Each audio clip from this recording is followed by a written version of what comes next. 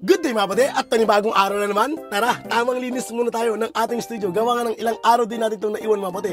Gawa nga ng medyo nagbakasyon muna tayo. Dahil itong mga nagdaang araw mga pati is medyo talaga naman pong nakakasakit sa ulo. Gawa nga ng nagsabay-sabay na po yung tumatakbo sa ating utak. Gawa ng pag-i-edit, pagtatattoo, and then inisip pa yung ating mga pinapagawa. Kaya medyo huminga lang tayo ngayon mga pati. At ngayon bago pa dumating yung ating kilente, kailangan malinis na po ito at medyo mabawasan natin yung alikabok. Dahil ang project natin ngayong araw mga pati ay continuation na po ng ipinapabuo pong full sleeve wrap around ng ating bossing na Polynesian. At sana po ay matapos talaga niya to. Bossing! Kamusta buhay-buhay?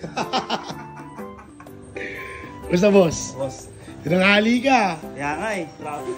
Traffic ba? Saan mo gagaling yan? Paano sa ano? Silito? Silito. May... Saan ba yun? Saan ba yun? Papunta ng Kamarin. Kamarino. Okay. Tara, pasok po tayo. Ito kami dumaan sa ano? Balikis Bayan, grabe. Traffic. 30 minutes dun. At tinagahan mo. Kaya nga po eh. Bossing, lagyan kitang mic ha. Ayan. Parang nininelpos ka sa mukha mo dito sa video, sir, oh. Ay, nininelpos yan. Tawanan mo. So yun, boss. Anong project natin? Sir, papadugtungan ko lang to, sir. Continuation na to, no? Opo. Ano bang dahilan? Bakit bubuhay mo na to? Nabitin ka na ba? Nabitin na. Nabitin na. Sa sakit. So gawin natin, ito-drawing ng dito, continuous ito para magmukha na itong buo uli. Tapos, pagka-drawing ko, drawing na rin sa ilalim, no? And then, tirahin na to. So habang malakas pa yung katawan mo, at least yung masakit na parte, nakuha na natin. Nakuha na. Kasi feeling ko dito kayang-kaya mo naman tumubuo eh. So, ngayon gawin natin, ready na natin itong balat mo. Ahita muna natin, no? Yes, sir. Para mapagsimula na tayo. Kailan pa yung huling tattoo mo? 2022. 2022? December. Sa kabilang shop pa yun, di ba? Mm. Yun yata yung ano eh. Pumunta ka lang din, Oh, di ba? October kami pumunta eh. Tapos Oo, sabi- nakakuha kami schedule nung ano, December 2. Di mo ko nire-replyan sir, kaya pumunta na ako eh. Oo. Kamali pa kami ng address nun eh.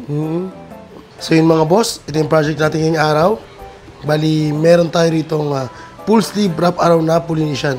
So kung mapapansin nyo mga boss, ito po yung gawa natin sa kanya noong 2022, no? Bossing.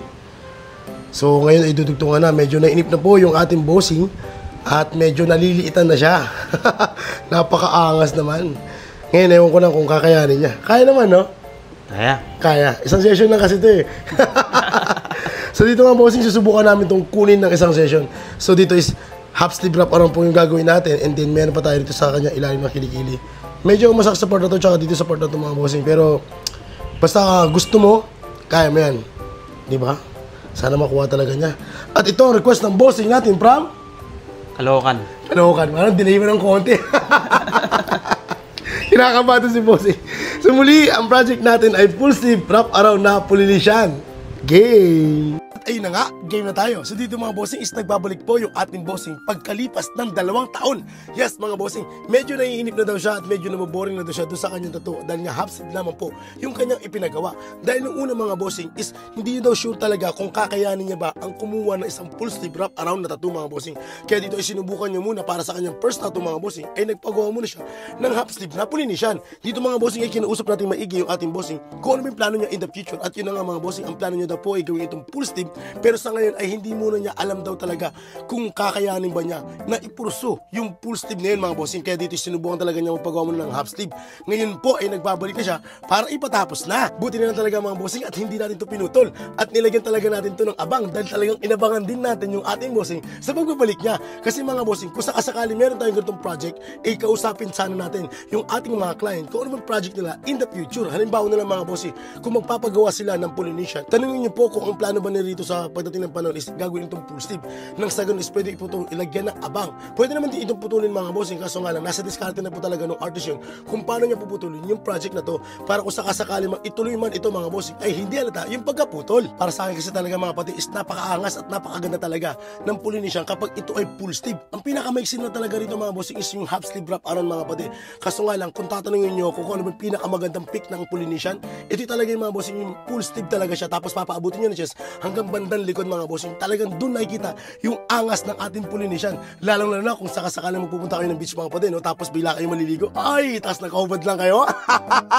Napakaangas nun. At huwag nyo na kakalimutan kapag tinanong kung sinong gumawa, i-refer nyo na po yung inyong mga artist dyan mga bossing. Nang sa ganun is ma-promote din at matulungan sila mga bossing na kumalat yung pangalan nila. At para naman po doon sa ating mga kaibigan na nagtatanong kung ano ba yung mga ginagamit nating materials pag tayo gumagawa ng Polynesian, dito mga bossing ay gumagamit tayo ng karayom na 14RS, ng 7RL at ng 15RM. So tatlong klase ng needle lamang po yung ginagamit na dyan mga kapatid ha. At para naman po sa ating tinta mga bossing, dito ay gumagamit tayo ng ultra black ng Allegory. Ito po yung solid black mga bossing ha.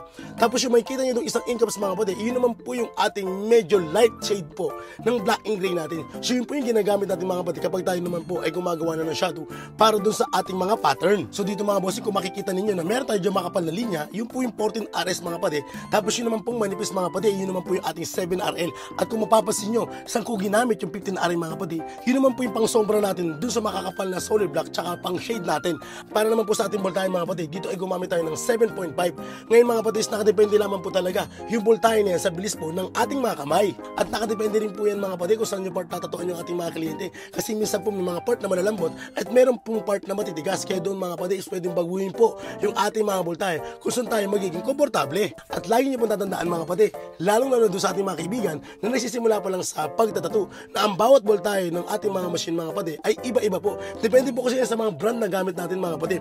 Minsan po talaga itong ating mga generic na machine mga kapatid is mataas po talaga ibinibigay na power ito. Kaya hindi nyo na kailangan pang habulin yung 7.5 mga kapatid. Kaya dapat po istansyado nyo po at kapain nyo po yung voltahe gagamitin ninyo. So sana po ay nakatulong po itong ating simpleng tip mga kapatid ha. So ito pa lang ating finished product mga boss. At total of 11 hours o diba?